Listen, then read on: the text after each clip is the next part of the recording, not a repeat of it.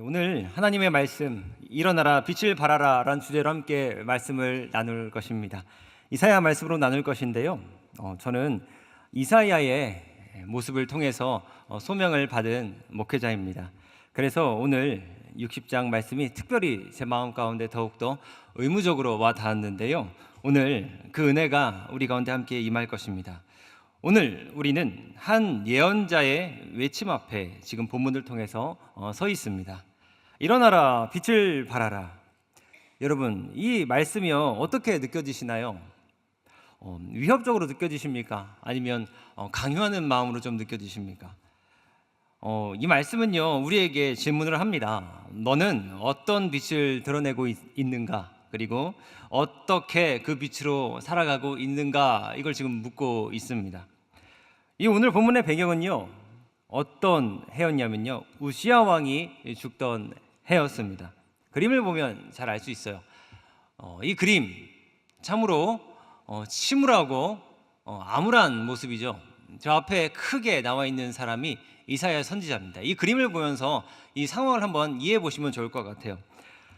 우시야 왕이 죽던 해였습니다. 정치는 흔들렸고요, 그 당시 종교는요 모든 것들이 믿음을 주지 못하는 그런 상황이었습니다. 그리고 경제적으로도요 완전히 피폐해져 버린 이스라엘의 상황이었죠. 사람들의 마음은 신앙을 잃어가기 시작했습니다. 그런데요, 모든 사람이 신앙을 버리고 모든 것들을 포기하던 바로 그때요, 단 한 사람이 성전 안으로 뚜벅뚜벅 걸어가기 시작합니다. 성전으로요. 모든 것이 다 무너진 상황에서요 유일하게 한 가지 희망을 갖고 간 곳이 성전이었어요. 그 사람은 이사야였습니다. 모두가 성전에 등을 돌릴 때 이 이사야 선지자는요 얼굴을 돌렸습니다. 그리고 성전으로 들어간 거예요. 너무 멋지지 않습니까? 그 무너진 현실 너머에 무너지지 않는 그 하나님이 더 크게 보였기 때문이에요. 그 순간 그 한 사람 이사야 그 안에서 빛이 나기 시작합니다. 하나님은 빛의 사람 이사야에게 말씀하시는데요, 우리가 함께 외쳐봤으면 좋겠습니다. 하나님께서 이사야에게 하신 말씀이에요. 하나님의 말씀이므로 조금 마음을 경건하게 하고 담대하게 거룩하게 하며 함께 읽어보겠습니다. 자, 일어나라. 시작. 일어나라. 이렇게 강하게 말씀하셨어요. 일어나라라고 하는 거예요. 원문으로요, 히브리어 원문으로 쿰이라고 합니다. 쿰이 언제 나왔죠?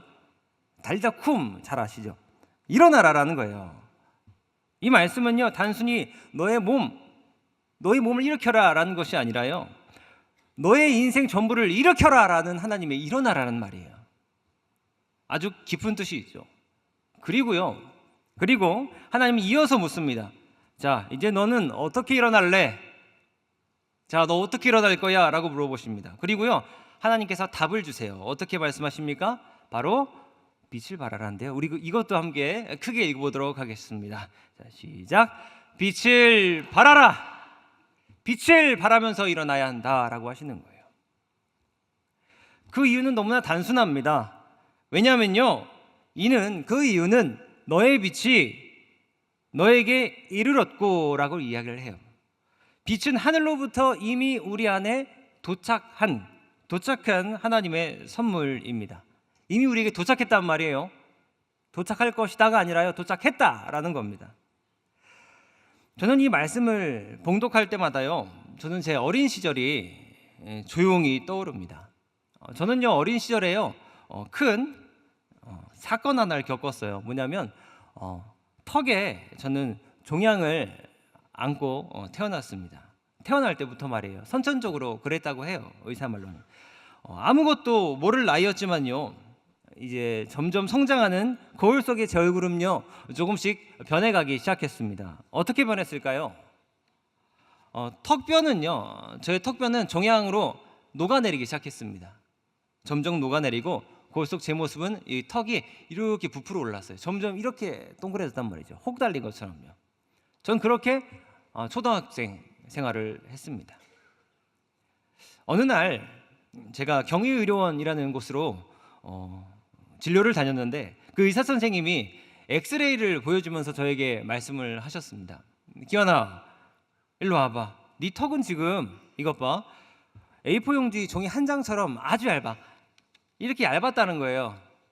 제 턱 뼈가 말입니다. 이렇게 얇고 약해. 그런데 지금까지 너의 턱뼈가 없어지지 않고 또한 어디 부딪혀서 부서지지 않은 건 기적이야 라고 이야기를 하신 거예요. 이 정도 속도로 녹았으면 이미 턱이 없어지거나 아니면 어딘가 툭 부딪혀도 부서졌을 텐데 이렇게 지금 가만히 보존된 건 기적이야 라고 말씀을 하시는 거예요. 그 초등학생이었던 저의 생각에서 의사 선생님의 말씀이 잘 들어왔을까요? 그냥 뭐 그런가 보다, 행운이다 뭐 이렇게 생각을 했죠. 근데 의사 선생님은 말씀은 좀 달랐던 거예요. 제가 지금 들어보면요, 그것은 분명히요 하늘로부터 도착한 하나님의 보호였습니다. 이거 하나님이 아니셨으면요 있을 수 없었다는 거죠. 그와 같은 사건은 저에게 있을 수 없었습니다. 여러분, 빛이란 건요, 이 본문에서 이야기하는 빛이란 건요 언제나 드라마틱하게 나에게 전율을 주면서 오는 게 아닙니다. 오히려 아무 일도 일어나지 않은 것처럼 아주 조용히 내 곁을 지키고 있는 거죠. 우리를 따라다니는 이 그림자처럼 말입니다. 이와 같은 게요 오늘 이사야에게 하나님께서 주신 빛의 내용이고요, 지금 우리에게 주시는 하나님의 귀한 말씀입니다. 넌 내가 보호한다. 그러니 이미 너에겐 빛이 도착했다. 그러니 일어나라, 빛을 발하라. 이는 내 빛이 너에게 이르렀고 여호와의 영광이 너 위에 있을 것이기 때문이다. 오늘 본문 우린 이렇게 잘 분석했습니다.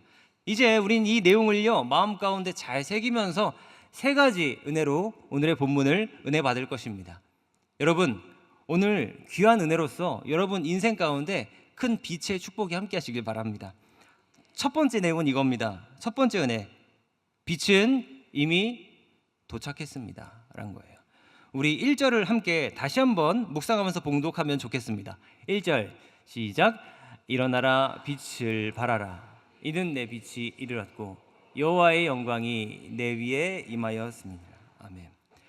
자, 이는 내 빛이 이르렀고, 여기서 중요한 점은 무엇입니까? 이 말씀이요 과거형이 아니라는 것입니다. 현재 완료형입니다. 이미 도착했고 지금도 함께하고 있다. 성경은 분명히 선언합니다. 빛은 인간의 내면에서 스스로 발하는 것이 아니다.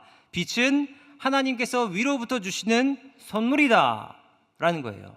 인간 스스로 빛을 낼 수 없습니다. 조금도 낼 수 없죠. 여기서 빛을 내실 수 있는 분 계십니까? 그런 사람 본 적 계십니까? 없어요. 빛은 내가 노력해서 쟁취하는 것도 아니고요, 오직 하나님의 영광이 우리 가운데 임해서 생긴 결과입니다.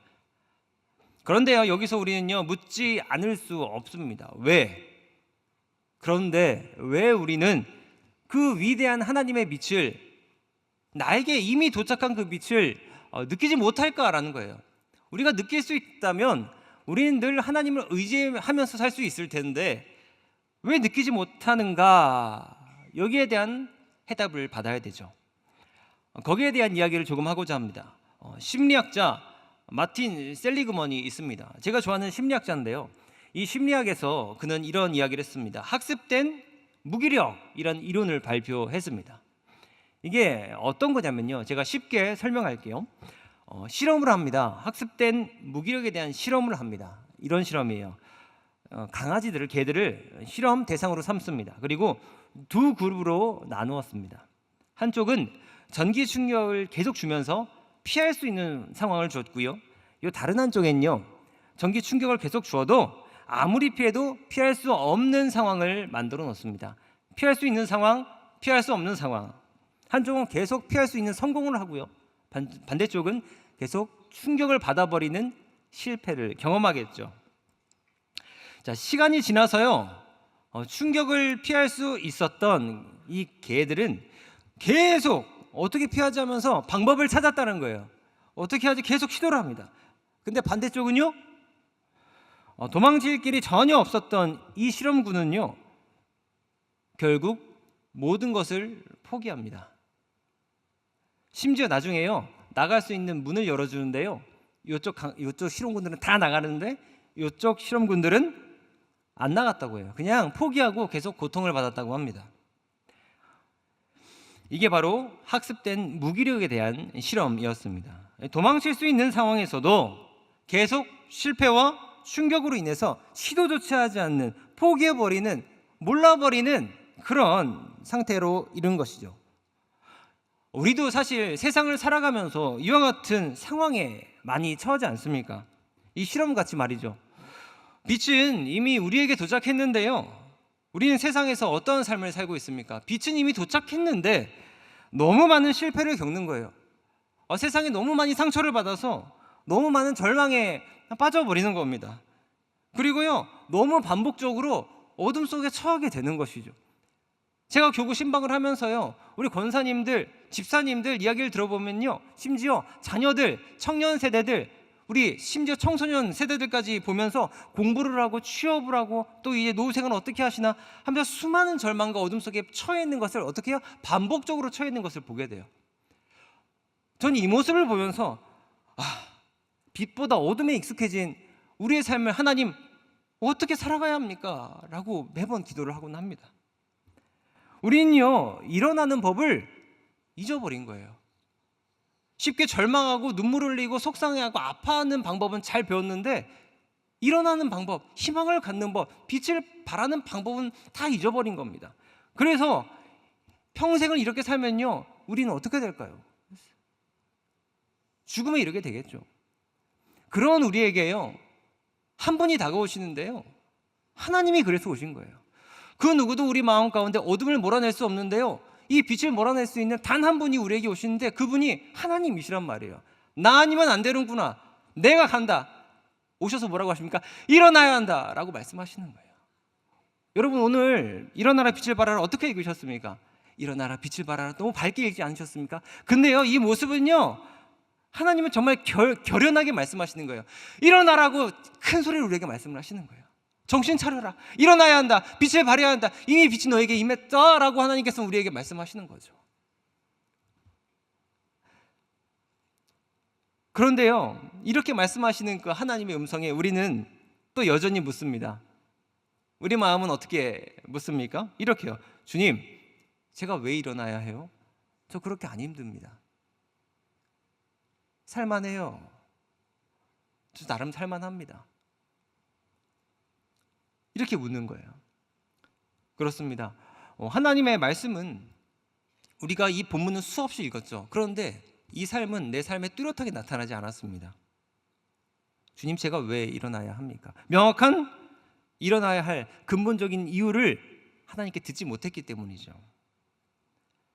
그래서요, 왜 일어나야 하는가에 대한 명확한 답을 지금 나누려고 합니다. 이것이 우리의 두 번째 은혜입니다.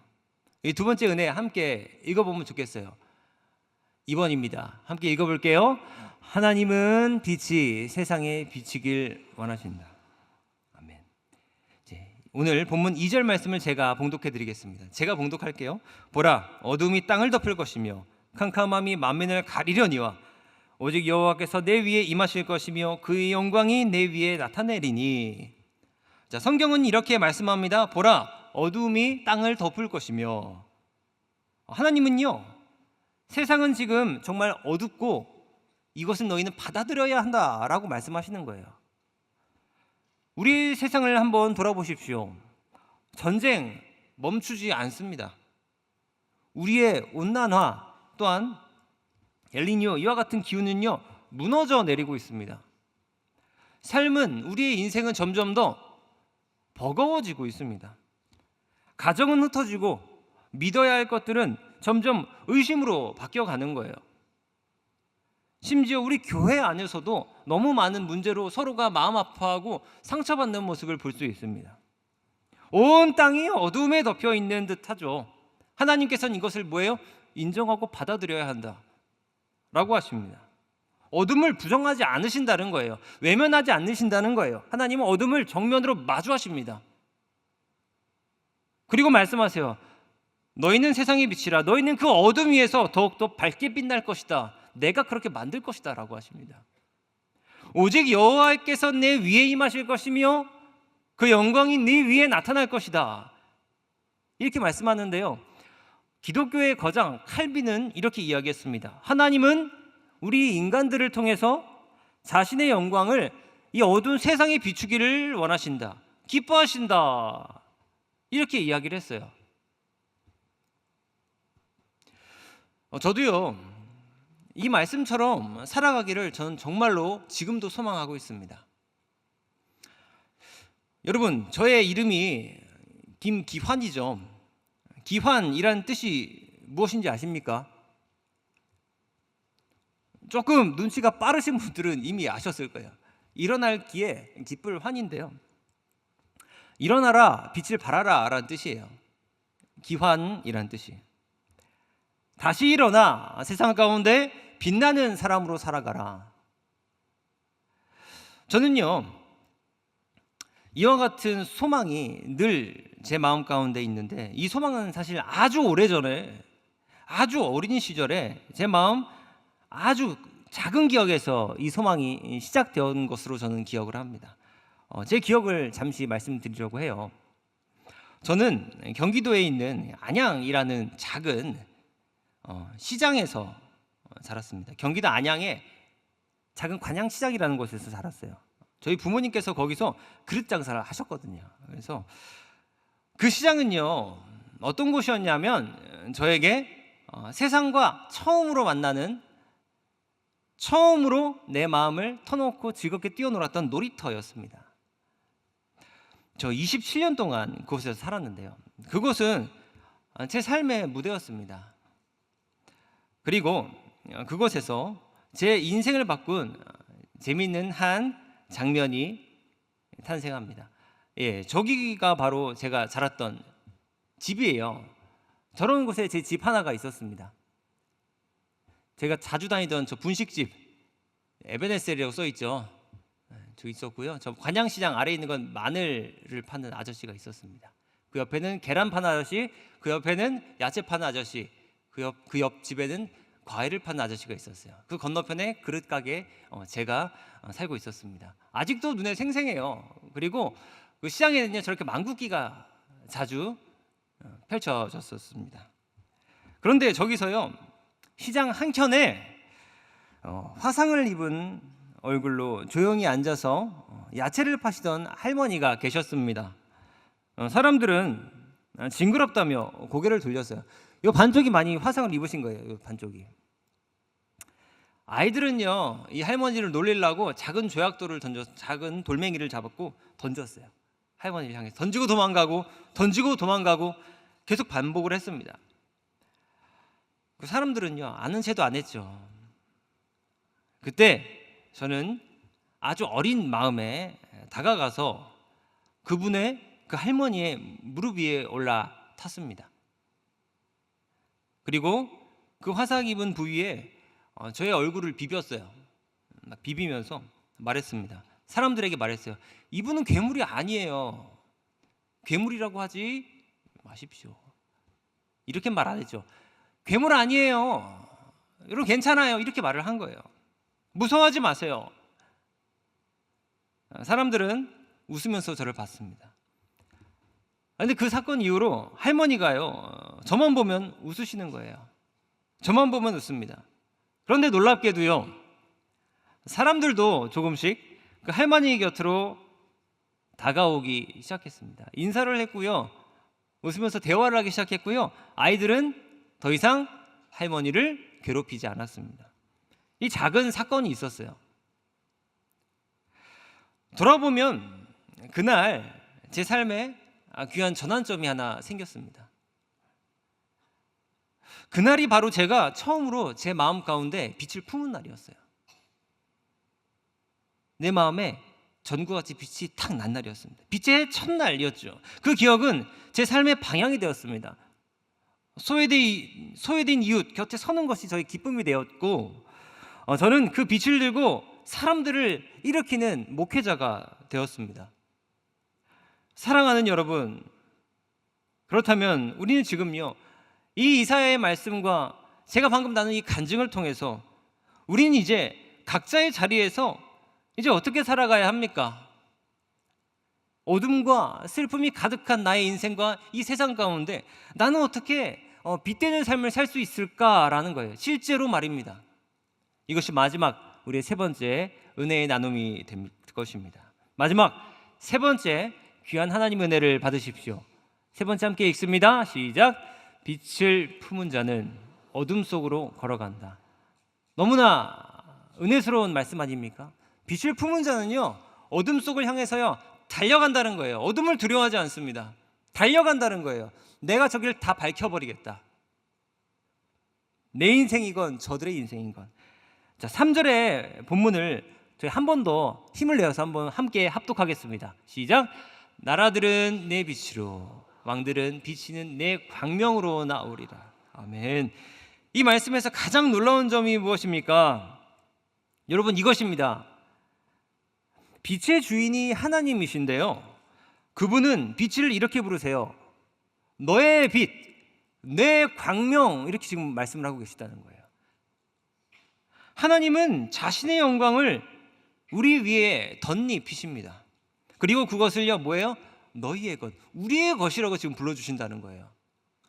사실 빛이 우리의 것이겠습니까? 재밌는 예화 하나를 들었는데요, 여러분, 하늘에 햇빛이 비치고 있는데 한 사람이 그 빛을 움켜잡았다고 해요. 빛을 잡았다고 해요. 그 빛이 누구 것입니까? 이 사람의 것입니까? 아니라는 거예요. 지금 위에서 본당 위에서 흐르는 빛을 제가 잡겠습니다. 잡았어요. 제 겁니까? 아니라는 거예요. 하나님의 것인데 하나님은 우리 거라고, 너의 것이라고, 김기환 목사의 것이라고, 상당 교인들의 것이라고 지금 말씀하고 계신 겁니다. 그 빛이요 지금 우리의 것이 되겠다, 되게 하겠다라는 거죠. 여러분, 그 이유가 무엇입니까? 왜냐면요, 그 빛이 지금 우리 삶 속에 실제로 존재하기 때문이에요. 빛은 더 이상 하늘에만 머물고 있지 않습니다. 하나님은요 그 빛을 이 땅에 누군가에게 보내신다는 거예요. 우리에게 보내셨죠. 자, 우리에게 있는 빛은 어디로 가야 합니까? 세상을 향해 가야 한다는 거예요. 여러분, 무언가를 향해서 가지 않는 빛이 빛이겠습니까? 빛은 머물지 않습니다. 그래서 하나님은요 이 빛을 비추라고 하신 거예요. 그래서 우리에게 빛을 주신 겁니다. 그 하늘에서 내려온 그 빛은요 지금 이 땅 위에 누군가의 말 속에, 누군가의 눈빛 속에, 누군가의 손끝 속에 살아 움직이고 있어요. 눈을 통해, 입을 통해, 우리의 손의 모든 행동을 통해서 하나님의 놀라운 그 착한 행실이 퍼져지고 있다는 거죠. 그러니 빛을 품은 사람은요 그 빛을 사명으로 삼아야만 합니다. 그 사명은 거대한 장면에서만 이루어지는 게 아니고요, 눈부신 무대에서만 이루어지는 게 아니고요, 우리의 일상에서 벌어지고 있습니다. 우리의 매일 반복되는 우리의 발걸음 속에서 이루어지고 있다는 거예요. 예수님께서는 우리에게 말씀하십니다. 너희는 세상의 빛이라 라고 말씀을 하세요. 빛이라고 하시는 거예요.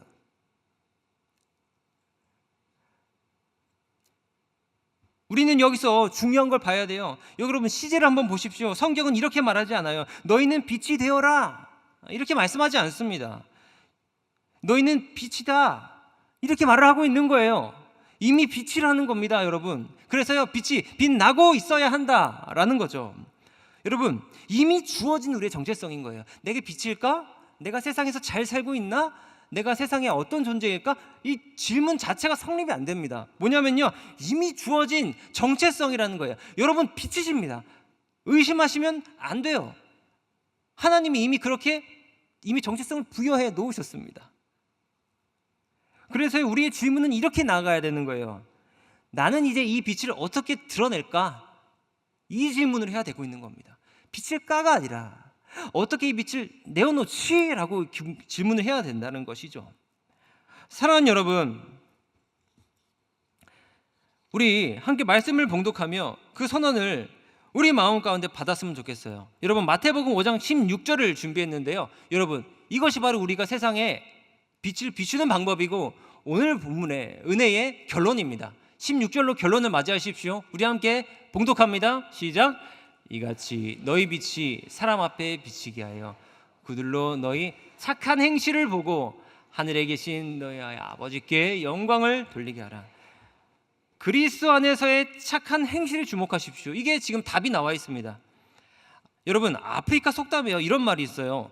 등불 하나가 천명의 길을 밝힌다, 이런 속담이 있는데요. 이런 이야기가 있었습니다. 사방은 어둠으로 뒤덮였고 총성은 언제 울릴지 알 수 없는 긴장감이 흐르는 아프리카 한 전쟁터가 있었습니다. 그 캠프 안에 모여 있었던 군인들과 마을 사람들은요, 숨을 죽인 채 벌벌벌 떨고 있었어요. 언제 나에게 총알이 날라와서 나의 가족을 몰살시킬지 모르기 때문이죠. 그 어둠은 생명에 대한 굶주림이었고 불안이었고 삶의 소망을 빼앗아가는 절망이었다고 합니다. 그때 한 젊은 병사가 갑자기 작은 등불 하나를 딱 꺼내서요, 성냥 하나를 탁 해서 불을 붙였습니다. 근데 그 불빛이요, 너무나 초라하고 작았어요. 이 빛을 비추기에는 너무나 보잘것 없었습니다. 멀리까지 비치지도 않았단 말이죠. 제가 여기서 촛불 하나 킨다고 본당 어느 정도나 밝아지겠습니까? 그런데요, 그 불빛이요, 바로 그 옆에 있었던 어린아이를 비췄습니다. 그리고요, 그 어린아이를 안고 있던 그 위에 엄마를 비췄고요, 그 엄마의 눈물을 비췄습니다. 순간 모든 군사가 그 모습을 보고요, 생각합니다. 우리 반드시 지켜야 한다. 우리는 혼자가 아니다. 우리 모든 걸 걸고 지켜야 한다 라고 이야기를 했다고 해요. 그리고요, 그 군인들은 모든 것을 걸고 희생은 치렀지만 그 전쟁에서 자신의 가족들을 지켜냈다고 합니다. 여러분, 작은 등불 하나가요, 수백 명의 두려움을 몰아내고 다시 용기를 품게 한 상황이죠. 여러분, 우리에게 주어진 빛이 이러합니다. 우리의 일상이 보잘것없고 대단해 보이지 않아도요, 우리가 빛을 비추기만 한다면요, 하나님께서 사용하신다는 거예요. 사용하신다는 겁니다. 작은 촛불이라도 사용하신다는 거예요. 그 작은 촛불 하나가 거대한 산을 태워버린다는 겁니다. 사랑하는 여러분, 빛은요, 크지 않아도 괜찮습니다. 우리는요, 늘 하나님의 빛을 품고 세상에 그 빛을 비추기만 하면 되는 거예요. 착한 행실로 말입니다. 등불 하나가 천명의 길을 밝힌다. 우리 상당 교인들의 작은 서로를 향한 친절, 작은 서로를 향한 중보의 기도, 작은 헌신, 저희 교회에 중보기도 엄청나게 하고 있는 거 제가 알고 있습니다. 왜일까요? 제가 중보기도 담당이기 때문이에요. 연속 중보기도 팀 정말 열심히 기도하고 있는 건 제가 잘 알고 있습니다. 근데 그 빛이요, 뭐예요? 교회를 밝힌다는 거예요. 미스바, 열방 정말 열심히 기도하고 있죠. 우리 교회를 비춘다는 거예요. 우리 교회뿐이겠습니까? 하나님의 나라를 비춘다는 거예요. 내가 기도한다고 뭐 되겠어? 친절한다고 뭐가 되겠어? 중보한다고 뭐 되겠어? 이거 의심의 여지가 없습니다. 된다는 거예요. 이미 그거는 십자가에 못 박혔습니다. 그런 일은 없어요. 된다는 겁니다. 이것을 어떻게 할까만 고민하면 된다는 거예요. 성경은 말씀합니다. 일어나라, 빛을 발하라. 내 빛은 이르렀고 여호와의 영광이 내 위에 임하였음이니라. 오늘 그 여호와의 등불이, 성경의 말씀이 우리의 삶이 되길 소망합니다. 하나님은요, 우리 모두를 각자 부르셨습니다. 가정에서, 직장에서, 또한 이웃 가운데서, 우리 아픔 한가운데서 하나님께서는 우리 상당교회를 빛을 비출 사람으로 이미 세우셨습니다. 나는 지금 나의 인생, 나의 관계 속에서 빛의 사람으로 살아가고 있었나 한번 돌아보시길 바랍니다. 이제 그 빛의 걸음을 한 걸음 내딛으십시오. 이제 그 은혜는요, 우리의 행함이 있는 이 믿음에 달려 있는 거예요. 여러분, 저는 소망합니다. 그 빛을 비추는 그 은혜가요, 지금 이 자리에 있는, 그리고 유튜브를 함께하는 모든 성도님들과 하나님의 백성들과 함께하는데 영원히 함께하길 소망해요. 그리고 그 빛으로 말미암아 세상 모든 나라들이 하나님의 나라가 되길 소망합니다. 우리 이와 같은 은혜가 서로에게 함께 있길 간절히 축복하고 축원했으면 좋겠습니다. 하나님, 이 시간 우리가 간절히 주님께 구합니다. 우리의 빛의 정체성을 붙잡게 하여 주시옵소서. 이미 우리 위에 임하신 빛을 믿음으로 받아들이게 하여 주시옵소서. 주여, 일어나라 빛을 발하라 하신 그 부르심에 우리가 담대히 응답하게 하여 주시옵소서. 일상의 모든 자리에서 우리가 빛의 사람으로, 하나님을 빛나게 하는 사람으로 살아가게 하여 주시옵소서. 이 모든 간구 예수 그리스도의 이름으로 간절히 기도드리옵나이다. 아멘.